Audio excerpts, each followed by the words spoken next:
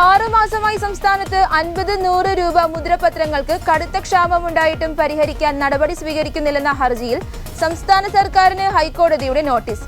Treasury ഡയറക്ടറും വകുപ്പ് സെക്രട്ടറിയും 2 ആഴ്ചയ്ക്കകം മറുപടി നൽകണം. Acting chief justice A Muhammad Mushtaq, justice Sophy Thomas എന്നിവർ ഉൾപ്പെട്ട ഡിവിഷൻ ബെഞ്ചിന്റേതാണ് നടപടി.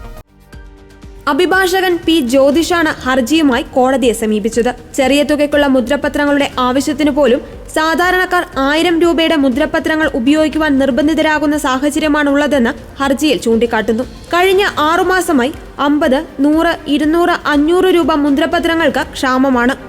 വാടക കരാർ, ജനന സർട്ടിഫിക്കറ്റ് തുടങ്ങി സാധാരണക്കാർ ഏറ്റവുമധികം ഉപയോഗിക്കുന്ന 100 രൂപ വരെയുള്ള മുദ്രപത്രങ്ങൾ ലഭ്യമല്ല. അതിനാൽ അധിക മൂല്യമുള്ള മുദ്രപത്രങ്ങൾ ഉപയോഗിക്കുവാൻ സാധാരണക്കാരടക്കം നിർബന്ധിതരാകുന്നുവെന്നും ഹർജിയിൽ പറയുന്നു. മുദ്രപത്രങ്ങൾ അച്ചടിക്കുമെന്ന് പറഞ്ഞെങ്കിലും ഏതാനും മാസങ്ങളായി നാസിക്കിലെ പ്രസിൽ ഇതിനുള്ള ഓർഡർ കൊടുത്തിട്ടില്ല.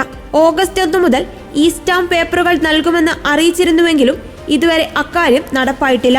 യാതൊരു വ്യവസ്ഥയുമില്ലാതെയാണ് ഈ സ്റ്റാമ്പ് സംവിധാനം ഏർപ്പെടുത്തിയിരിക്കുന്നത്. 1 ലക്ഷം രൂപയ്ക്ക് മേലുള്ളവയ്ക്ക് ഈ സ്റ്റാമ്പ് ഇപ്പോഴും സാധ്യമാണെങ്കിലും മറ്റുള്ളവർക്ക് ഇതിനുള്ള സാഹചര്യമില്ല.